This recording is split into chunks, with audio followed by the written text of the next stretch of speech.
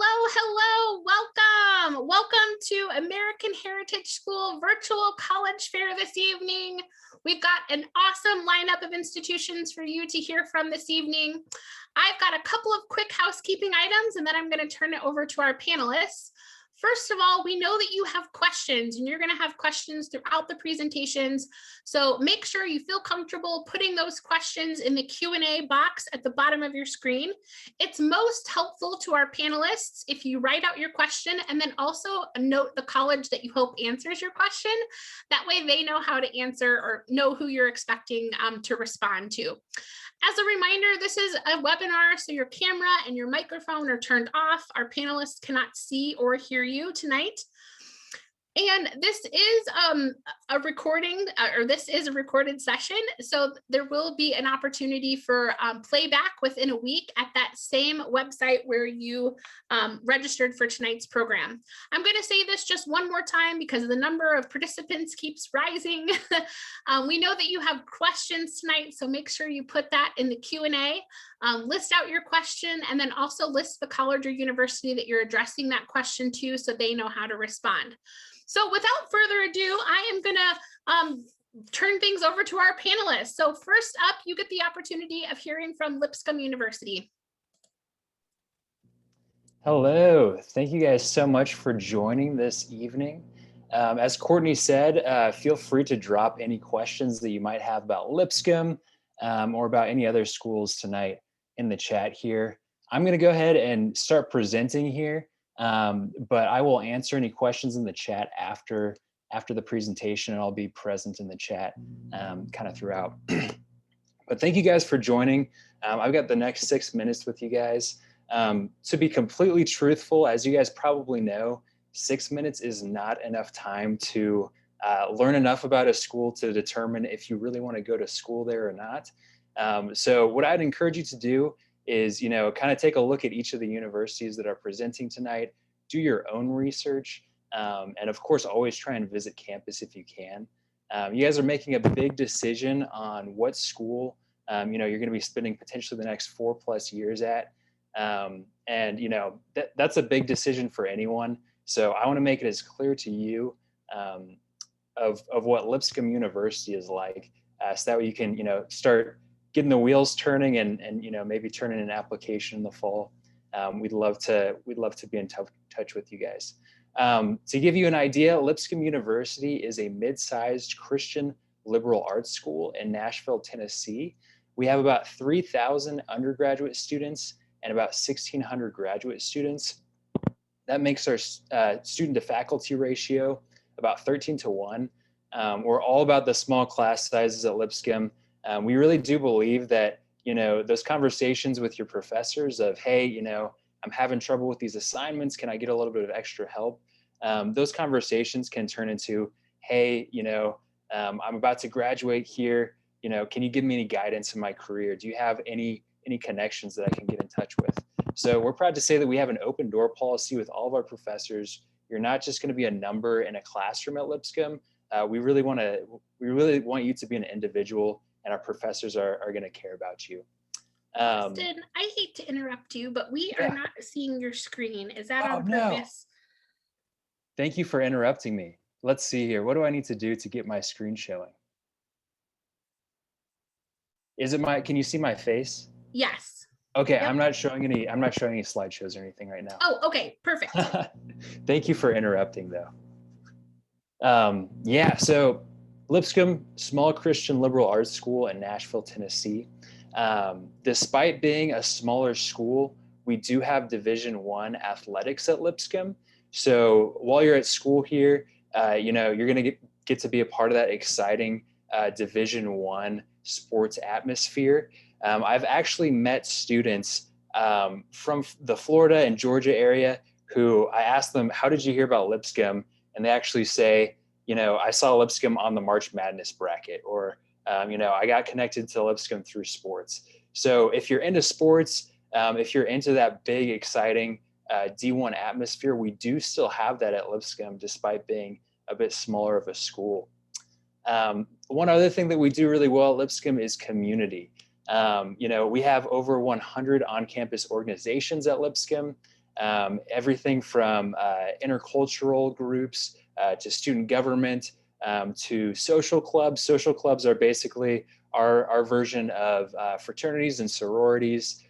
So lots of really fun things to do. We want to make it so fun to be on campus. Speaking of campus, you can see Lipscomb's campus right behind me here. There's a great drone shot there, and you can see the city of Nashville just right here. It's about 4 miles away from downtown Nashville. Lipscomb is, we have awesome outcomes of our academic programs. Some of our top programs would be business, engineering, pre-med, nursing, and education. If you're interested in any of those, definitely check Lipscomb out. We would definitely love to stay in touch with you. And we have a 95% job placement rate after graduation. That is well above the national average of 83%. And part of it is because we're so close to the city, Nashville, right here. It's the #2 job market in the United States right now. Headquarters of Amazon are in Nashville right now. Asurion, Deloitte, Dell, AT&T, lots of really cool companies in Nashville. One other thing that's really cool about Lipscomb is we've got a ton of great study abroad opportunities. I know that when I was a student just a couple of years ago, I got to study abroad in Germany and study the German auto industry. I was a business student, studied entrepreneurship, and really, really enjoyed my time there. So if you're interested in any of those things, definitely take a look at Lipscomb. I'm going to go ahead and share my screen here just real quick. And if Lipscomb sounds like a school that you might be interested in, go ahead and take out your iPhone or your Android and take a picture of this QR code. This will give you a Google form that you can fill out, and I'll get in touch with you after you fill it out. I'll even send you a free Lipscomb t-shirt if you fill this out. So there's enough incentive there. Just go ahead and take a picture of that. And let's see here. Yeah, if you're interested in Lipscomb, we've got in-person visits going on all year, all kinds of accepted student events and things like that. But we would definitely love to have you guys on campus. Thank you so much for joining today. I think that I'm nearing the end of my time here, but I'll also be in the chat here if you guys have any questions. Thanks so much, Boston, to you at Lipscomb University. Yes. We really appreciate it. And we have even more folks that have joined us since I last said this, but please make sure you put those questions in the Q&A, list your question, and then of course it's helpful to note what college you're addressing your question to so that they can help to answer those questions. So up next, I have the opportunity to introduce Tulane University. All right, thank you so much. I'm also not going to share slides because it's such a short presentation. So I'm just going to give you guys a quick overview about Tulane University. Thank you for having me here today. My name is Jorge Hayes, and I am an assistant director of admissions at Tulane University. So Tulane University is a mid-sized level 1 research institution. We are located in New Orleans, Louisiana. Our student population is about 7,500 students, and we have a student-to-faculty ratio of 8:1. What that means is that you get a lot of access, academically at Tulane, not just in terms of like finding your courses, but also in terms of like internships, talking to professors, getting research opportunities as well. Tulane is very academically flexible. That's one of the best things about the experience of Tulane is that you can come in thinking that you're going to do, say, for example, finance, but then you realize that you actually want to do anthropology, and it's very easy to switch your major at Tulane that way. All you have to do is go talk to your academic advisor, and then within the click of a button, you'll be in a different major. So this gives you a lot of freedom to really explore. In terms of research, we have over 93 different research institutes at Tulane that goes, from all of our different undergraduate schools. So the School of Business, Liberal Arts, Science and Engineering, Public Health, and Architecture. They're all going to have research opportunities, and all of these opportunities are going to be open for you to be able to take advantage of them. But you don't only learn academically at Tulane, you also learn from the people around you at Tulane. That's one of the best parts of the experience at Tulane. We have students from every single state in the country, but then we also have students from territories like Puerto Rico and the Virgin Islands. And then outside of that, we have students from 77 different countries. And this brings all these different cultural perspectives, right, that otherwise you wouldn't get in one place. And it's a really cool experience because not only are you engaging with people that think the same way as you, you're going to be in a classroom with someone from Minnesota, someone from Japan, someone from Florida, right? And each one of you are going to have very different upbringings. And this is going to definitely, not only change the way that you perceive things, but it's also going to help you understand why you believe the things you believe. And that is the best part of your education at Tulane. We're very known for service. We actually last year accumulated about 500,000 hours of community service. And, for a school with 7,500 students, that's quite a lot of service. But we also incorporate service into the curriculum. You have to take 2 service courses at Tulane in order to graduate. They're going to be based on your major. So if you are, say, for example, an architecture major, you could be going out in the city of New Orleans and building a house and then selling that house to a family within the city at cost of materials, making that a little bit more affordable. Students in geology, they go up the coast of Louisiana and they help geologists measure the barrier islands, right? And this research project ends up being service. The way we see service at Tulane is more from not just what you can do for the community, but also what you can learn from it and how you can take these tools, right, wherever you go and continue to do service there. We have a ton of clubs and organizations, over 200. You can create your own if you don't like any of the ones that we have. My favorite one is Two Step. It's a service dog training program that was actually started by Ben, one of our interns. And they pair it with a puppy. You train it for about 18 months, and then they go into service dog training school. And again, it's one of those projects that students created, and we definitely just allowed them to do. And that's something you could do at Tulane as well. Outside of like student life and service and academics, the city itself is really your best asset at Tulane. New Orleans is a place like no other in the country and the world. I love this place. The culture itself is so unique and you cannot really find it anywhere else, even within the state. So you're not only going to get a cultural education in New Orleans, you're also going to get a lot of like different opportunities. We are a growing city, so that means that there's a lot of like different professional opportunities through internships, whether that is in architecture and pre-med, and anything that has to do with liberal arts, right? Public health, of course, like all these different majors and all these different fields are going to have a lot of opportunities within the city that you can take advantage of. But if I'm being honest, right, the bad part about New Orleans is how much fun you can have in the city. There's a ton of different festivals. We have over almost 365 festivals a year just in New Orleans alone. So there's always something happening, and it can be about food, it can be about music. My favorite festival, though, has got to be Mardi Gras. It is a great, great festival season. People have certain perspectives about Mardi Gras outside of New Orleans, but in New Orleans itself, right, local New Orleanians, for us, is a family event. Everyone gets together, the whole community comes together, and you really do feel like you're part of something much bigger than you. So if you see yourselves in an environment that's going to challenge you academically, not just through your classes, right, but also through research and then using what you learn in the classroom to do service in the city and make an impact, and then do that in what I believe to be the best city in the country, then Tulane is the best place for you. And there's a few ways you can apply. You can do early decision, early action, or regular decision. All those deadlines are listed on the website. They'll be the same next year as they were this year. And remember that for next year, we're still going test optional. So if you're thinking about applying to Tulane, you can apply with a test score or without a test score. So that's all from me. I'm gonna let the other person take over. Thank you for having me. Thanks so much to Tulane University. Next up, I have the opportunity to introduce to you Baylor University.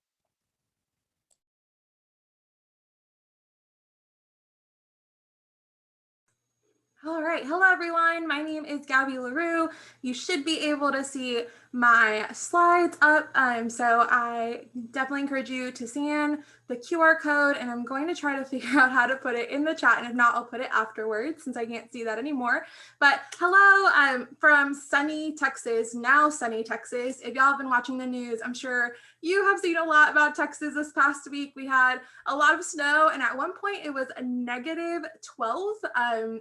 Had never been a -12-degree weather before, but we experienced that here in Central Texas. So what an adventure. We have made it to 65 and sunny once again. But again, my name is Gabby LaRue, and I am the admissions coordinator for Florida, specifically for Baylor University. So again, this is really quick. Just want to share some quick facts about Baylor. We'll go as fast as possible, and then we'll include my email at the end if you have any questions. But let's start off with facts about Baylor. We were founded in 1845. Now, we study Texas history here in the great state of Texas, but if you do not know, Baylor was actually founded by the Republic of Texas. So we are actually older than the state at around 176 years old. So we're really proud to say we're the oldest school in the entire state. We're really proud of that. We are located in Central Texas, also known as Waco, about an hour and a half south of Dallas and an hour and a half north of Austin. So just wanted to give you a good area of where we are in the state. And yes, we're home to Fixer Upper. So if you did watch that Chip and Joanna games on HGTV, you did get to see a little bit more about Waco, Texas, but here are just some quick pictures to show you a little bit about what our city looks like. Now, to jump into academics, we do have a little over 14,000 undergraduate students with a full population at around 19,000, including our graduate school. So undergraduate studies definitely our bread and butter, where we have the most students. We do offer over 140 majors in 9 different schools, ranging from anything from engineering to business to education, pre-med, pretty much anything you can think of, you can study here at Baylor. Now, we're a mid-sized university, definitely have that awesome school spirit, but we love keeping our academic classes on the smaller side. So about 26 students per average in class size. My personal experience as a Baylor Bear, largest class had about 60 students in a biology 1 lecture. So a little bit larger, of course, because a lot of students have to take biology their first semester, but my smallest class had 4 students. So yes, 4 students, 2 grad students, 2 undergraduate students, and the 1 professor. Safe to say it's the only class I never skipped because my professor would know if I wasn't in the classroom. So definitely enjoyed that. Got to know my classmates and my professor a lot better because it was so small in that. And we do have a lot of traditions. Want to highlight one specifically today with the short time, but like I mentioned, we're 176 years old. So of course, a lot of traditions run deep. If you've ever seen a Baylor football game, you've probably seen this on screen, but that middle picture on the side with the 3 pictures is known as the Baylor line. All incoming Baylor freshmen join the Baylor line, as we like to call it, and you get to wear this awesome gold jersey that says Baylor line on the front, your name on the back, and your graduation year. So any juniors in the room, yours would have a 26 because you would be part of BU 26, sophomores 27, freshmen 28, so on and so forth.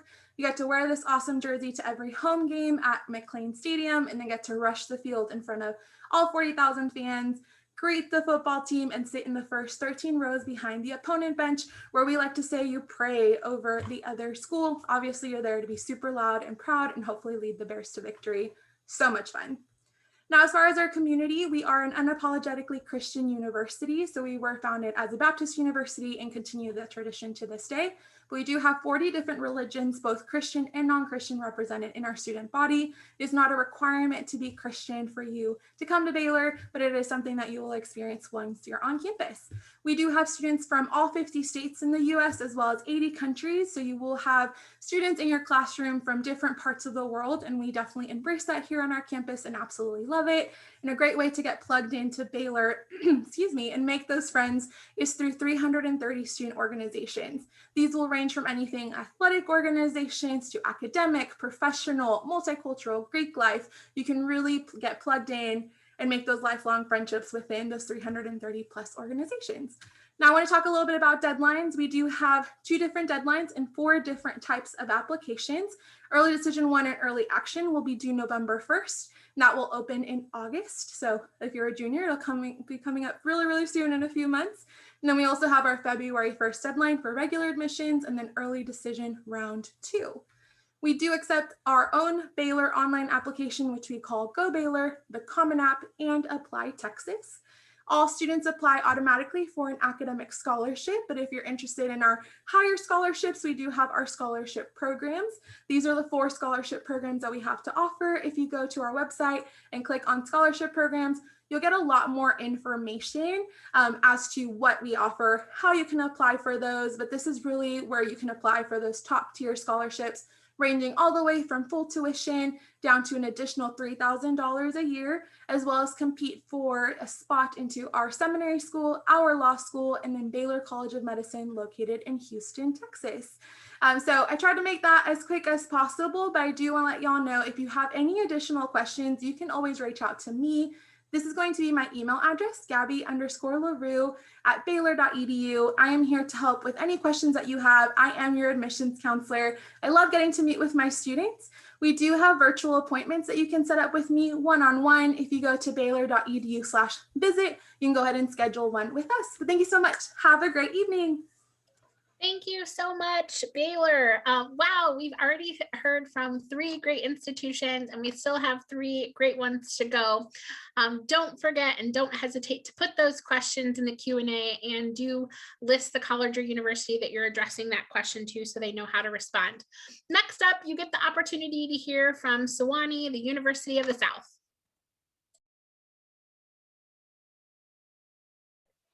Awesome. All right. So my name is Shiro Burnett, and I am an admission counselor here at Sewanee. I'm also a 2018 graduate. I'm going to be giving a lot of my information through a video just to kind of give you guys more of a visual image of where we're situated. But just to give some context, Sewanee is located in southern Middle Tennessee. We're situated on 13,000 acres. So you can kind of see some of that in the start of this video, and then also my virtual background. So there's lots of different trails, caves, lakes, waterfalls, all within walking distance from your res hall that you'll be here on the domain, which is what we call our campus. But for contact information, you can reach me. I cover the entire state, but you can reach me at shiro.burnett@sewanee.edu. Happy to chat anytime. Also feel free to put any questions in the chat throughout while this video is playing. But you can also look on our website at visit.sewanee.edu to see some of our virtual visit options. We do have a few in-person visits as well. So you can sign up for a time there, as well as some of our current campus protocols. But with that, I'll turn it over to this video with my colleague, Taylor Baird, just so you guys can see a little bit of campus.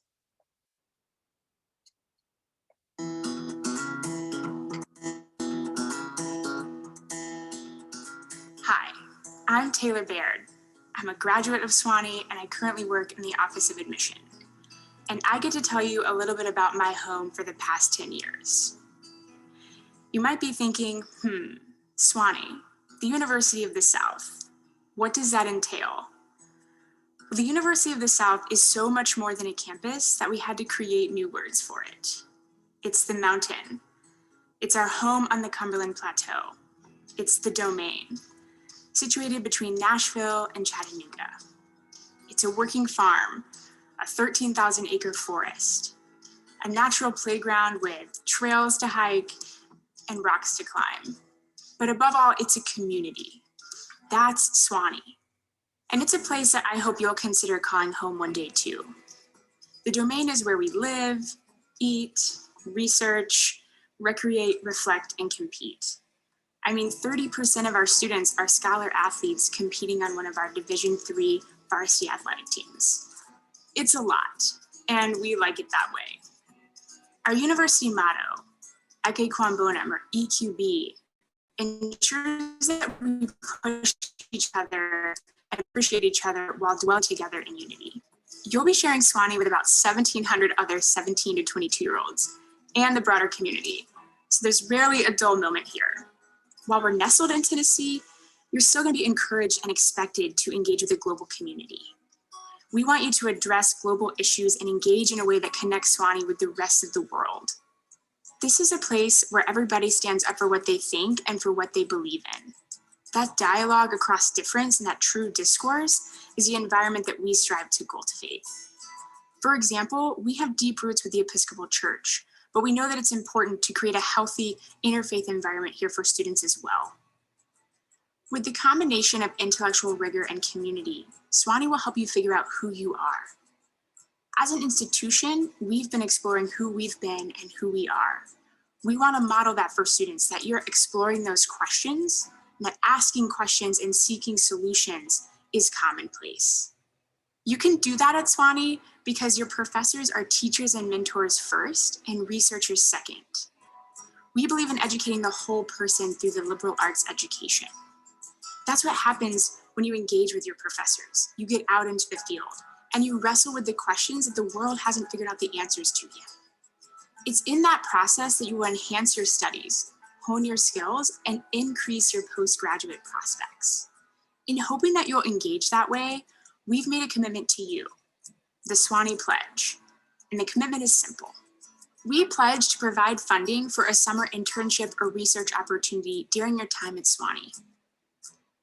We also pledge that you'll be able to make global connections by providing access to a semester-long study abroad program at no additional tuition cost.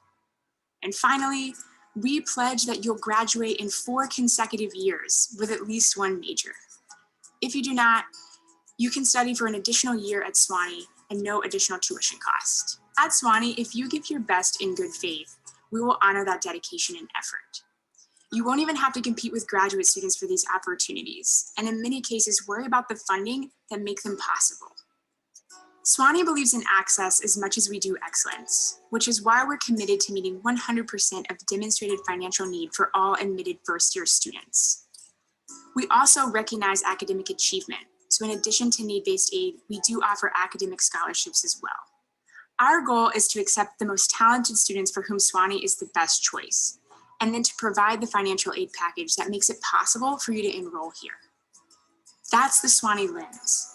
We want to find strong fit students and guide you through the search and application process. Sewanee is a common application school and there's no fee to apply. We also know that test scores aren't always the best indicator of a student's academic success. And that's why at Sewanee we're test optional. That allows you to choose to submit the ACT, SAT, or no scores at all. So if you're ready to take this journey and opt into this experience, I hope you'll choose to apply to Sewanee. I can't wait to see how you'll make this place your home and bring your perspective to our community.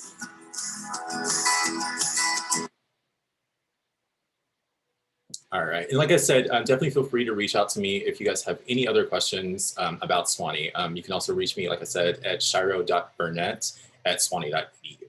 Thanks. Thank you so much. Next up, you guys have the opportunity to hear from the University of Florida.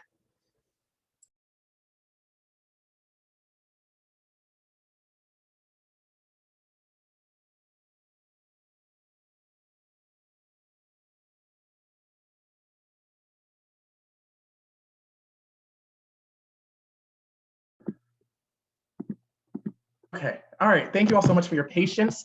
Good evening. My name is Alexander Murphy, and I am an admissions officer at the University of Florida. I do have the opportunity to represent Palm Beach County. So typically in a traditional year, I would be visiting you all in the spring or the fall. So we can just start talking about the University of Florida. So as you can see, we are ranked number 6 of all public universities, according to US News and World Report. This is a ranking that we have been working on for quite some time and are even in a strive for 5, as we are aiming to be the number 5 public university. To talk a little bit about students on campus, we have around 55,000 students on our campus, 38,000 of which are undergraduate students, and the remaining 17,000 or so are graduate and/or professional students. We have all 5 professional schools located directly on our campus, so you have access to the College of Law, Pharmacy, Medicine, Vet Medicine, and Dentistry directly on our campus. Our student population also comes from every county in the state of Florida, every state across the United States, and over 130 countries across the world. So when we say the Gator Nation is everywhere, we truly mean the Gator Nation is everywhere. Now, the University of Florida is located in Gainesville, Florida.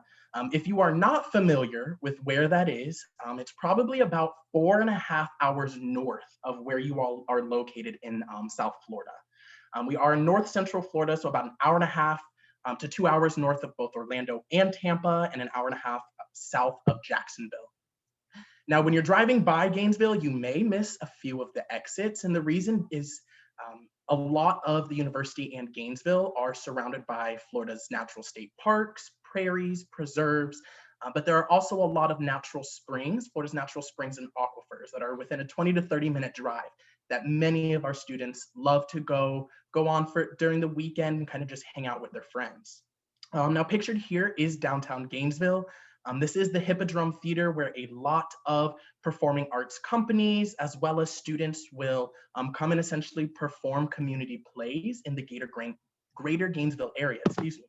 Now there are also a lot of local restaurants and shops in downtown Gainesville, We do have the Bo Diddley Plaza, which is just another plaza that hosts outside events, outside concerts, and also hosts the farmer market that happens every week in the city of Gainesville.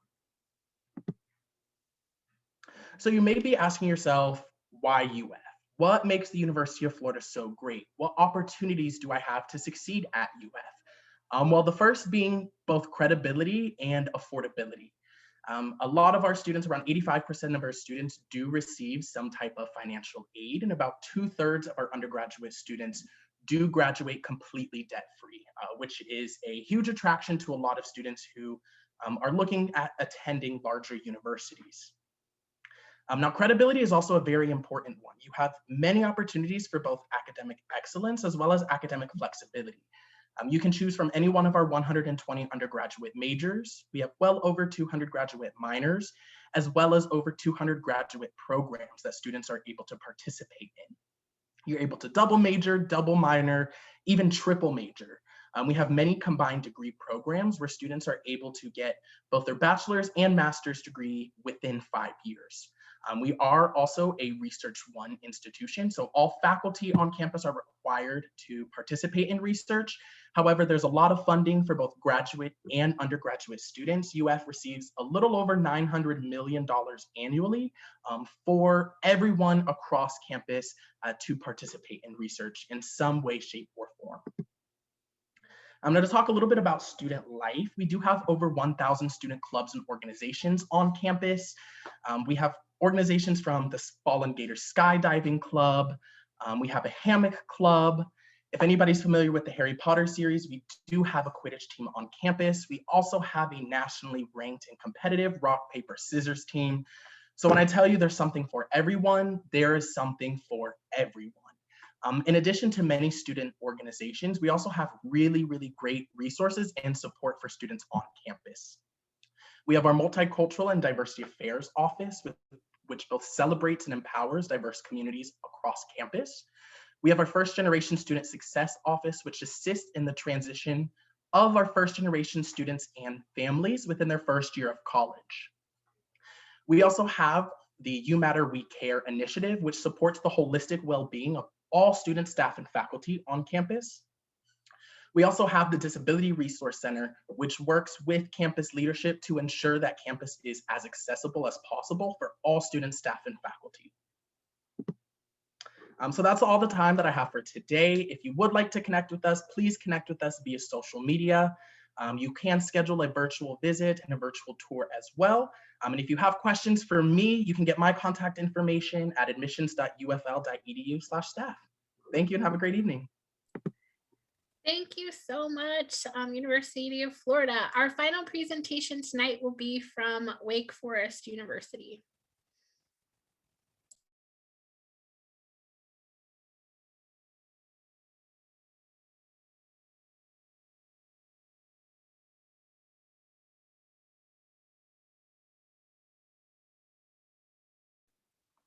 Hi everyone, I'm realizing I was on mute. My name is Karen Vargas and I serve as Dean of Admissions at Wake Forest University. Super excited to spend a bit of time sharing a little bit about the Wake Forest journey. As you think about a place like Wake Forest, there are a couple of things to keep in mind. One is that we're located in Winston-Salem, North Carolina. Winston-Salem is the heart of where our university is, and it allows our students to be able to navigate both the on-campus and off-campus experiences through a plethora of different opportunities. We're a nationally ranked research institution rooted in the liberal arts experience. And so when we talk about our students really engaging and thinking about the larger community as part of their experience, we hope that they'll take advantage of all that it is that Wake Forest and the Winston-Salem community is able to offer. You'll see through our slide that we have students coming from so many different walks of life. Florida is one of our top states currently, where many of our students are certainly coming from and able to navigate that transition from home to campus safely, particularly during these difficult COVID times. As you think about Winston-Salem and all that it has to offer, our students are able to either stay on campus if that's their choice, or thinking about the larger community, what are they able to do How are they able to engage, thinking about service and opportunities for internships and so on. And so as you think about a place like Wake Forest and that liberal arts and research component, thinking about a place like Winston-Salem and connecting them is something that we very much look forward to and promote. As you think about our academic sector, knowing that we have over 45 majors and 60 minors to choose from, our students have an average class size of about 20 students and an 11-to-1 student-professor ratio. So there's a little bit for everyone to be able to explore.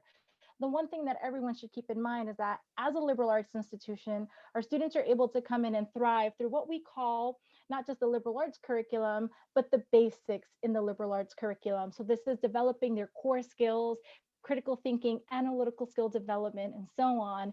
And then through their divisionals, they're able to refine those areas and then be able to select a major by their sophomore year. And something unique to Wake Forest is that while many students indicate on their application an area of interest, you cannot formally declare your major until the sophomore year. And that's important to us because we want our students to be able to dive into research and different opportunities across the area. And so it's not enough to say that we want to develop you in one particular region, but rather that we want to develop all of your skills. We want you to be a well-rounded individual to lead and to serve in the community. When we think about the study abroad opportunities, we want our students to keep in mind that study abroad is a rather unique experience. And we hope that when it is safe and we're able to do so, that our students are able to return. Over 60% of our students each year have been able to travel abroad, and we have particular homes that are Wake Forest specific homes. And so we know that they're engaging, that they're really encouraging one another, and that they're immersing themselves in different experiences. And so as we think about the Wake Forest experience, both on campus and off campus, as we think about research and as we think about study abroad opportunities, these certainly are jiving and complementing one another. A lot of students, if you haven't taken a look at Wake Forest, I highly encourage you to do so. In the chat box, I added both my contact information, our website, and our virtual tour. And you'll hear a lot about what Pro Humanitate means to us. And this is our motto. And I want to take a moment to recognize that there's a lot happening around us right now. And so as we think about our motto, Pro Humanitate, and what that means, we really want students to know that we're here to serve them and that we want them to think about their greater presence in the community, both on campus, off campus, and from a national perspective.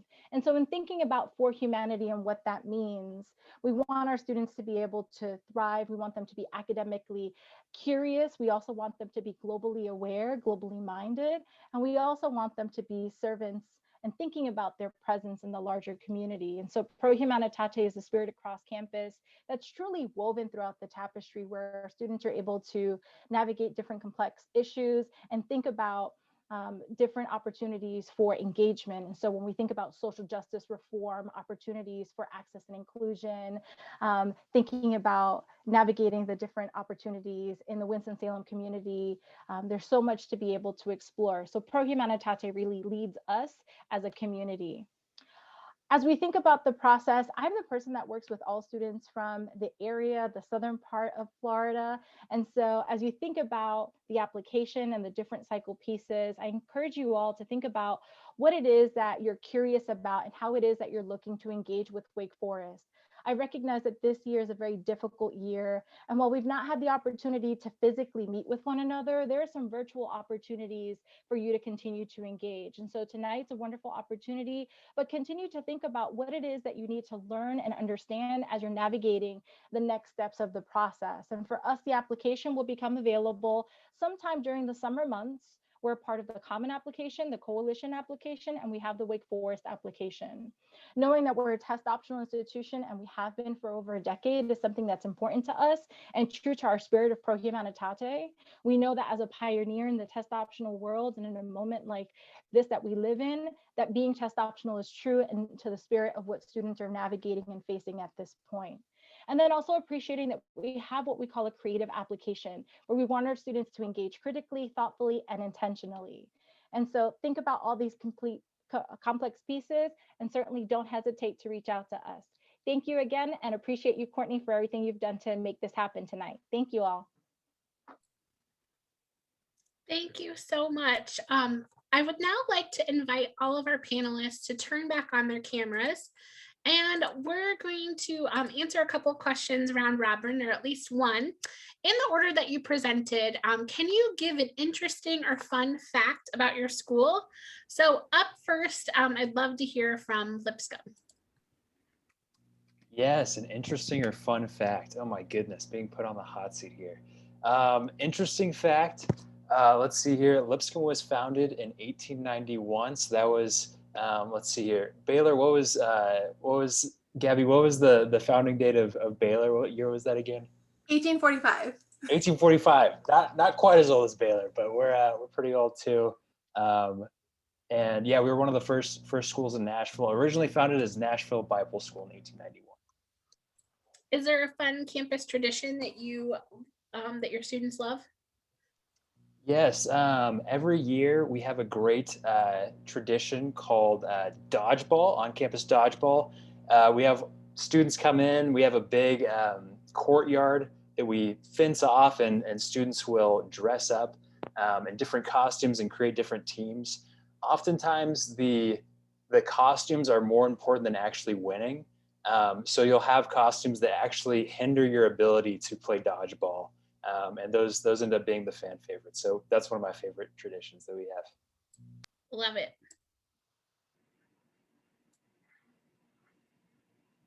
I guess I should go. I guess for Tulane, we were actually the University of Louisiana, and we're founded in 1834 as like a medical research school. And then this guy from New Jersey, Paul Tulane, was like, hey, I want to give you all this money, change your name to Tulane. And so we did. And ever since then, you know, we've become a much bigger institution. In terms of fun traditions, at Tulane, we actually have something, well, we used to have something called the Mardi Gras bead tree, but unfortunately the tree passed away. Very sad. So we decided to build this like huge monument that is like a tree-like sculpture. And students come back after the parade with their beads and they throw them up on the tree. And if the beads stay up on the tree, then that means that you graduate in 4 years. If not, you'll still graduate in 4 years, but that's the tradition. That's awesome. A fun fact, and I guess also tradition for Baylor, is we are the Baylor Bears. That is our athletic mascot, and of course, the Baylor mascot. Fun fact, back in the 18-ish hundreds, not sure when they were deciding on a mascot, they asked the student population, and it came down to the armadillos, the bookworms, and the bears. So I'm really happy the bears won, because Baylor bookworms just doesn't sound the same. But not only are we athletically and school mascot the Bears, we do have 2 live bears that live on campus. You might have seen it in my slideshow really quick, but they are our mascots. They live in a Class C zoo on campus right across the street from our student union building and the bookstore. Their names are Lady and Joy. They're North American black bears. They're 19 and 20 years old. They just turned 19 and 20 earlier on in February, and we absolutely love them. They are super sweet. They have their own Instagram, so if you want to go follow them, they get treats and they post everything. They actually had snow cones with the snow that we had a few weeks ago, and it was the fun snow, not the crazy snow apocalypse that we just had. And they put like berries on them. So they're really, really sweet. So I would definitely follow them. We absolutely love our bears. Awesome. So my favorite Sewanee tradition is the gown. So if you've seen pictures of Sewanee, and specifically pictures of Sewanee students walking around, you may see them in these like long Harry Potter-esque gowns, you know, walking to and from campus. That's pretty much just like a sign of academic distinction here. So when students reach like a certain GPA and they've maintained it, they get quote unquote gowned. And so it's this big formal ceremony that happens in our chapel. You saw our chapel briefly in that video. But it's just a gown that, you know, you can wear anytime that you want. More traditionally, students wear it when they have something formal going on. It's like a big exam, or maybe they work in our office, giving a tour, or giving a presentation in class, just to kind of like psych yourself up and, you know, hey, I was smart enough to get this gown and I'm going to show it. But it's just a fun little tradition. Also, it's like a huge Harry Potter nerd. When I was a student, I wore my gown 3 or 4 days out of the week. So some people wear it all the time. Some people may wear it like once a month or so. But it's a really unique thing that I feel like you don't find at a lot of other places. All right, guys, I'm actually going to take over for Alex. My name is Hassan Casanova. I'm also an admissions officer, and I'm a two-time Gator alum, so I definitely wanted to take this question. First, we were founded in 1853. I just wanted to make sure I throw that date out there. A few things that are pretty fun about Florida that people might not know. We don't have a live mascot on campus. We just have live gators on campus, so you can run into a few of those in the middle of the street or in the lake. We actually invented Gatorade, so every time you drink Gatorade, you're actually giving us a little bit of money, so just keep that in mind. A few traditions that I definitely enjoy, the Gator Growl, which is like the biggest student-run pep rally in the country.